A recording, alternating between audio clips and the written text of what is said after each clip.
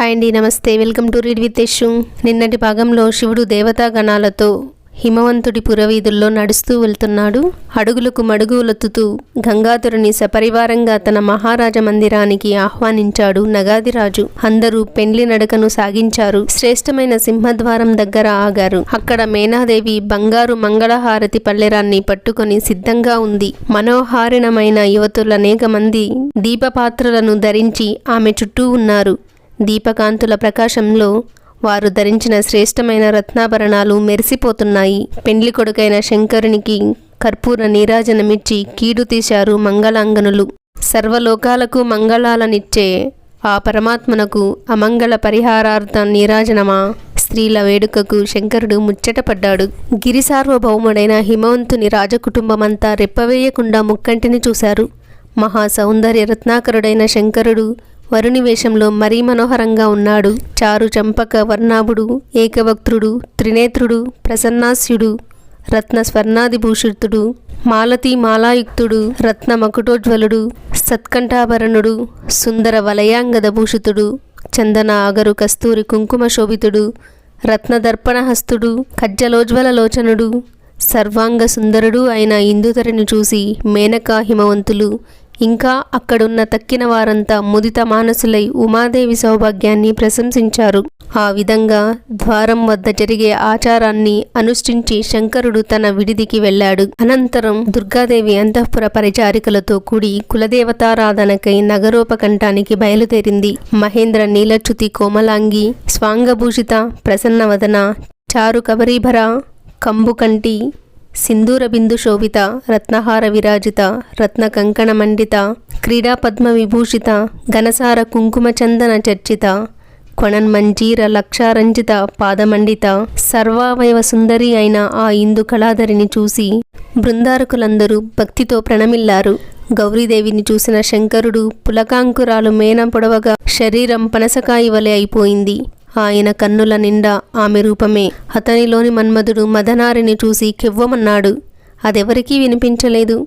బ్రహ్మగారు నవ్వుకున్నారు. అదెవరికీ కనిపించలేదు.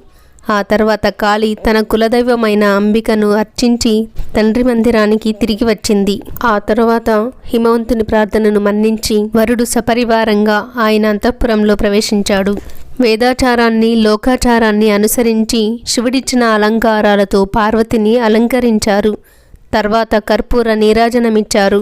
రత్నాలు కుట్టబడిన కంచుకాన్ని, జంట వస్త్రాన్ని ధరించింది ఆమె. చిత్తంలో శివధ్యానం చేస్తూనే ఉంది.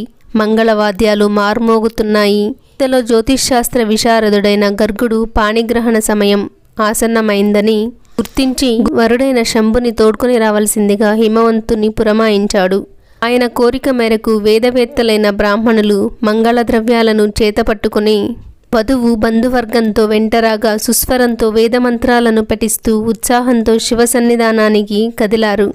వారి వేదఘోషకు ఋషులు, దేవతలు, గణాలు అందరూ ఒక్కసారిగా సంతోషంతో లేచి నిల్చున్నారు.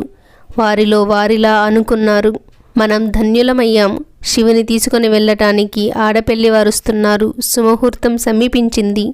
ఇంతకాలానికి బాలచంద్రధరుడైన మన శంకరుడు జంటవాడు కాబోతున్నాడు. జగత్తుకు మంగళాలనిచ్చే పార్వతీ పరమేశ్వరుల కళ్యాణాన్ని చూడబోతున్నాం. త్వరగా నడవండి.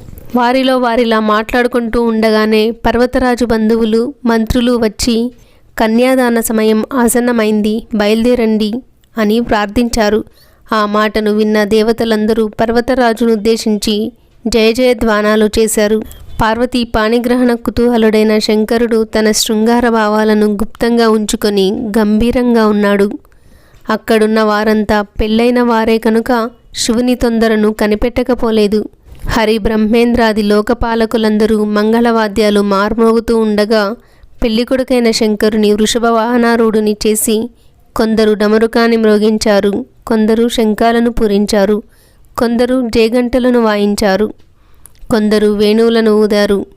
వీరందరితో కూడి వరుడు ఛత్ర చామర శోభితుడై హిమవంతునింటికి చేరుకొని వాహనాన్ని దిగాడు. అంగనామణులు హారతులిచ్చారు. వేదికను అలంకరించాడు వరుడు. పురోహిత స్థానంలో గర్గ మహర్షి ఉండి మధుపర్కాదలిచ్చి మంగళకర్మలన్నిటినీ చేయించాడు.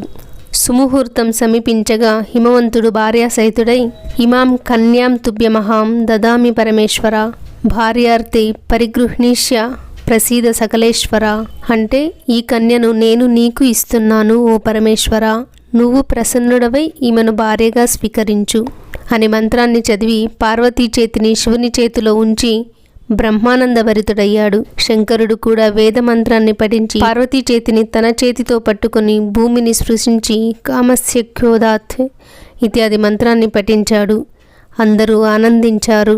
ఈ విధంగా పార్వతీ పరమేశ్వరుల పాణిగ్రహణ మహోత్సవం సకల జనలోచన ఉత్సవంగా సాగింది. మనం కూడా పార్వతీ పరమేశ్వరుల కళ్యాణాన్ని చదువుకొని ధన్యులమయ్యాం కదండి. అప్పుడే అయిపోలేదండోయ్, ఇంకా ఉంది, అది రేపటి భాగంలో చదువుకుందాం. ఈ వీడియో మీకు నచ్చినట్లయితే లైక్ చేసి కామెంట్ చేయండి. అలాగే సబ్స్క్రైబ్ చేసుకొని ఇలాంటి వీడియోలు చూస్తారు వింటారు అనే వాళ్ళకి షేర్ చేయండి. థ్యాంక్ యూ ఫర్ వాచింగ్ అండి. సర్వం ఉమామహేశ్వర పాదార్పణం.